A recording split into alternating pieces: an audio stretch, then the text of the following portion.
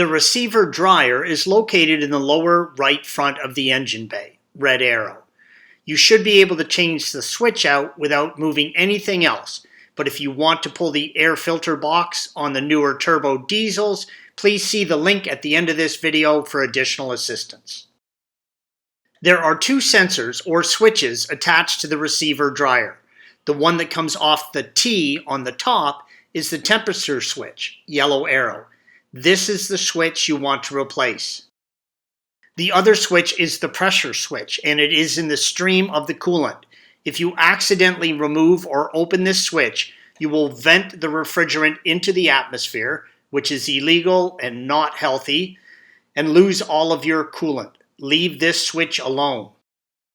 Pull the two wire connectors for the switch apart.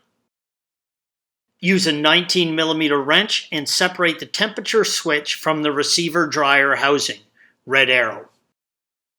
The new switch simply screws in and there is no washer or gasket to install. Installation is the reverse of removal. Thanks for watching.